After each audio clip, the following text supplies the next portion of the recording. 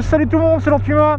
Alors, nouveau test, donc la suite du comparatif de la Z1000R que j'ai testé. Toujours prêté par mon partenaire Morbihan Moto, avec un soleil un peu moins photoshopé. Ça commence à se couvrir un petit peu. Mais voilà, on est sur maintenant la version carénée du Z1000. Donc on va aller voir ensemble ce que ça vaut, sachant que j'avais déjà testé l'ancienne Z1000SX qui m'avait vraiment plu. Donc là on va aller voir que donne le modèle 2017. Alors comparé déjà au modèle Z1000R, celle-ci je vais beaucoup la comparer au Z1000R parce que c'est un petit comparatif entre les deux. Alors déjà premièrement, qui m'a un petit peu choqué, pas vraiment choqué, mais on va dire celle-ci fait 235 kg tout plein fait, là où la Z1000R fait 225 kg tout plein fait. Mais la Z1000R a 17 litres de réservoir, celle-ci en a 19. On est sur du caréné un petit peu plus gros à l'avant, donc le poids finalement est justifié de par un carénage à l'avant, un réservoir un peu plus gros, donc ça rajoute des kilos en plus. Mais mine de rien, elle est un chouille moins léger, moins agile on va dire que le Z1000R, mais c'est vraiment négligeable.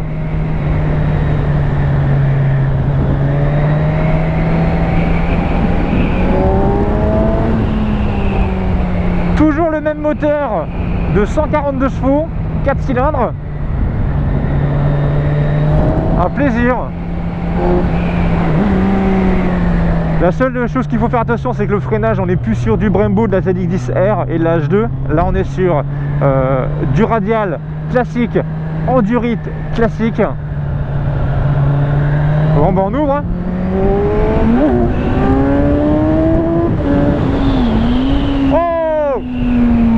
Donc le traction control qui s'est activé pour éviter de partir en wheeling. Cette moto là, comparée au Z1000R, la Z1000R c'est vraiment c'est un peu comme la Street, hein. C'est du full power, pas d'aide, pas de traction control, pas d'anti-wheeling, pas d'anti-dribble, rien.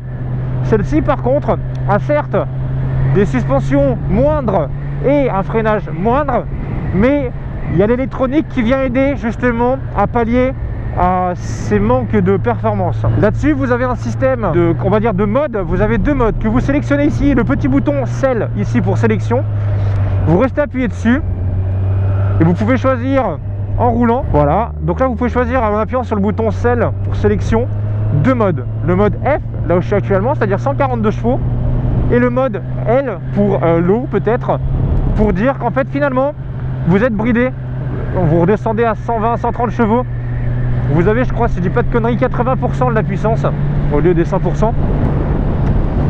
Autre chose, vous avez donc deux modes de puissance, mais trois modes de traction control que vous pouvez sélectionner en traction control 3. C'est vraiment en mode quasi pluie, on va dire, c'est le mode le plus intrusif. Il vous empêche vraiment de partir en wheeling, d'avoir la roue arrière qui se met en PLS ou autre. Coucou. Là je suis en traction control 1, donc comme vous avez pu voir, le moteur s'est mis un petit peu en PLS quand j'ai accéléré en grand. Je trouve par contre qu'on est sur le même moteur, mais celle-ci est encore un petit peu plus doux. La puissance est là, mais c'est un peu moins violent que la Z1000R. Ce que j'aime beaucoup moi avec ce type de bécane là, la Z1000, franchement la Z1000 SX, c'est une bécane sport GT, c'est-à-dire qu'en fait c'est une bécane un peu à tout faire. Vous pouvez très bien l'utiliser en ville pour un usage pro ou un usage vraiment urbain. Elle se faufilera sans aucun problème. Si jamais vous voulez faire de la route, vous avez vraiment de la route à faire, le carénage, une petite bulle haute, vous êtes bien. Franchement, on est vraiment très très bien. Sachant que la bulle devant est réglable en 3 positions. Alors elle se monte pas, mais elle se met simplement faite comme ça, clac clac clac clac clac clac. Même constat par contre pour la Z1000 SX. Pour les grands pieds, vous avez le pied arrière qui va venir toucher ici. Moi j'ai le même problème, mais bon, ça fait 1 heure que je viens de quitter la Z1000R, donc je me suis un peu habitué, c'est une habitude à prendre. Vous avez aussi un système, ce qui est bien, c'est que je vous montrerai à l'arrêt, vous pouvez venir clipser des bagages à l'arrière, alors je sais pas vraiment c'est quoi le nom spécial, mais vous pouvez venir directement clipser des valises sans utiliser de support spécifique, c'est-à-dire que vous pouvez venir clipser votre valise et qu'ils aient la clé de contact pour pouvoir les mettre et les enlever. En moins de 10 secondes c'est fait. Ça vous permet, si vous voulez, vous avez un voyage à faire, bah clac, vous mettez vos valises en moins de 10 secondes. Après vous pouvez les enlever de nouveau si jamais vous n'avez pas besoin. Bon, les valises par contre, faire attention, hein, Quand vous passez à côté de voitures, n'allez pas taper vos valises dedans. Et je dirais même, ne faites pas comme, je sais plus qui était tombé dans l'eau avec en tapant la valise contre un plot. Marquez en commentaire, je sais même plus c'était qui ça. Mais c'est vraiment une bécane, c'est vraiment une bécane à tout faire. Vous pouvez faire de la route, mettre des bagages, vous pouvez si vous voulez un peu astiquer, ça se fait aussi. Les suspensions avant sont réglables, je les trouve d'origine un peu molles. Suspension à l'arrière aussi, on n'est pas sur du Öhlins comme le Z1000R. On est sur, je sais pas, mais c'est du Kawa classique. Mais vous avez la même petite molette, si vous voulez, pour régler la suspension en contrainte et en pré-contrainte. Ouais, le moteur est un petit peu moins violent. Je ressens un peu moins de violence. Par contre, le freinage à l'avant, comparé au Z1000R, ça n'a rien à voir. Ça a du couple. Ça a vraiment du couple. Par contre, je ressens pas, comparé au Z1000R, je ressens un peu moins de couple en dessous de 6000. C'est-à-dire avec le Z1000R, entre 4000 et 6000, je ressentais que ça tirait bien les bras. Là, il faut vraiment monter vers les 6000 pour commencer à avoir quelque chose de sympa. C'est peut-être le poids qui fait que on a moins de sensation d'être tracté. Parce que de toute façon, l'ennemi de la vitesse et de la sensation de pousser, c'est le poids et le centre de gravité. Elle va pas, c'est sûr, c'est pas une bécane faite pour aller faire de la piste tous les jours ou aller vous taper des chronos ou autre.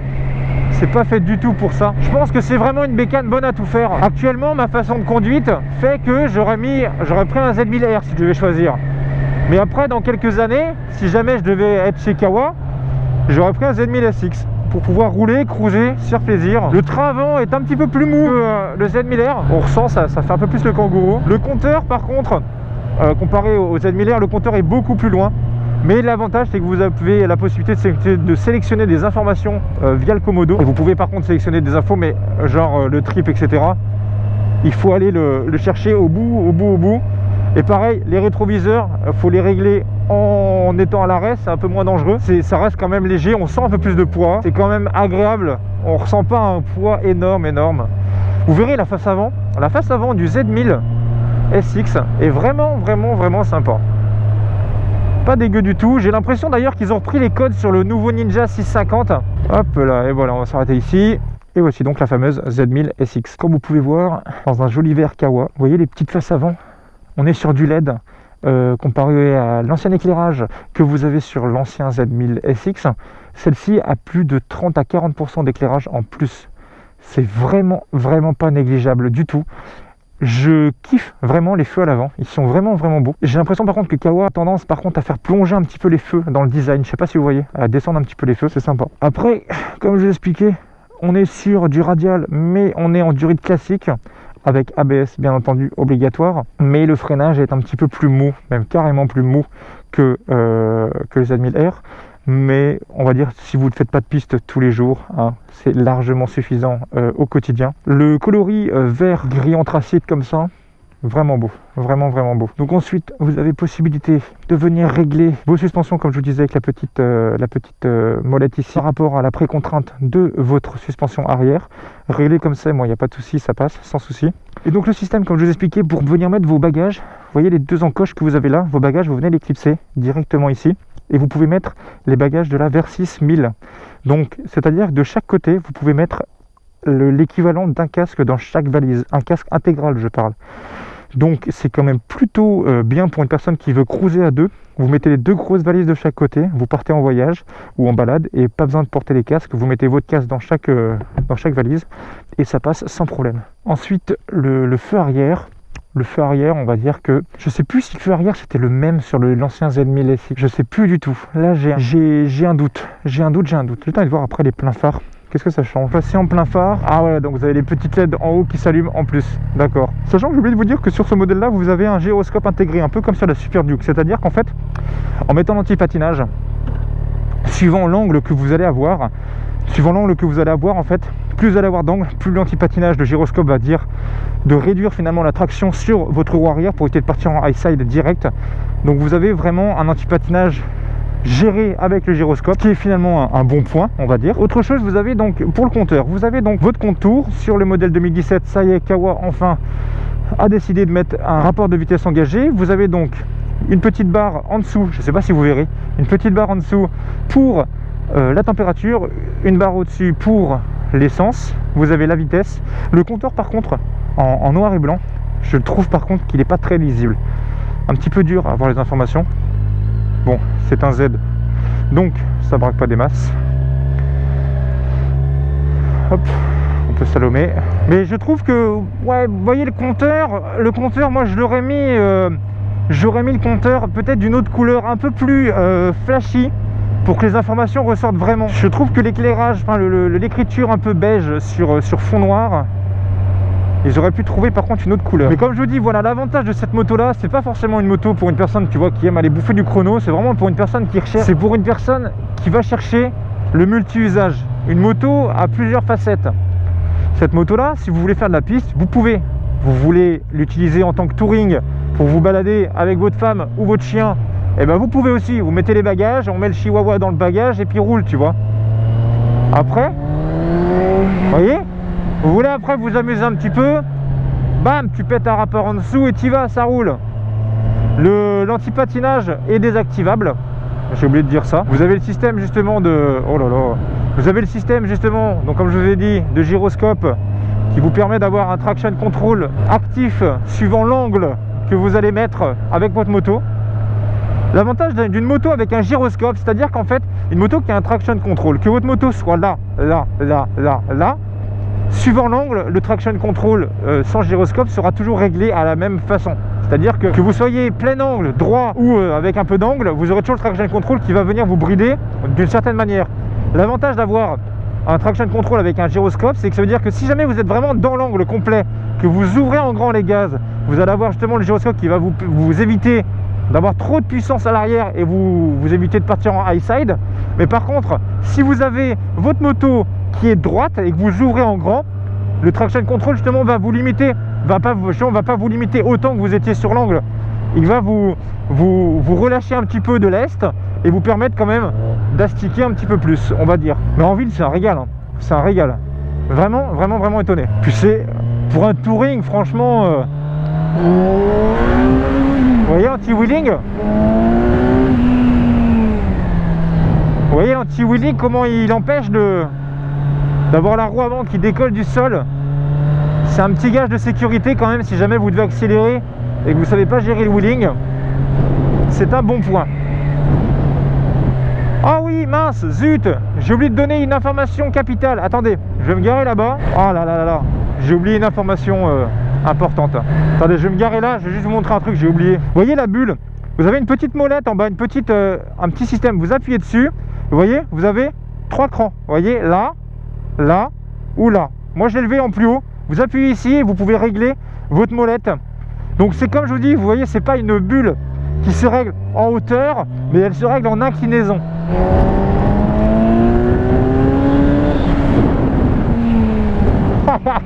Le traction control qui est en PLS, il fait que clignoter. Oui, mais même si jamais vous voulez un peu rouler, c'est un moteur qui vous le permettra. Salut l'âne. Ah non, c'est un cheval. Dessus, pas de shifter. Est-ce qu'un shifter peut être inséré dessus? Je pense. Parce que de toute façon, le Z1000, c'est le même moteur sur toutes les gammes. La seule chose qui va changer, ça va être, on va dire, des composants autres que le moteur. Suspension, freinage, assistance électronique, etc. Ouais, vous voyez, le freinage, il est un peu moins puissant que le... Même carrément moins puissant que le Z1000R, ça c'est sûr. Un petit peu moins vif aussi.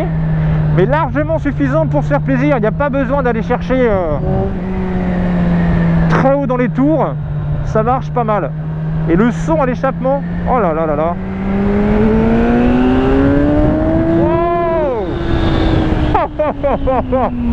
Wow.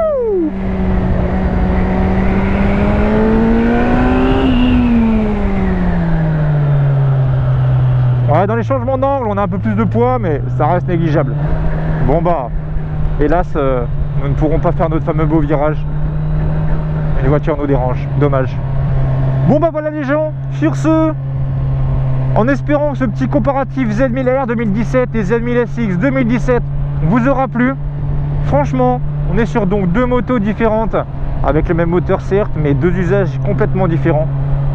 Une personne un petit peu plus folle, un petit peu plus jastique, je vous conseille le Z1000R.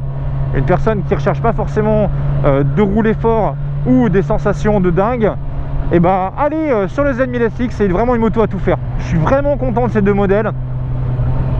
Il y a plusieurs bons points qui ont été améliorés sur l'ancien modèle par rapport au Z1000SX que j'ai testé sur la chaîne.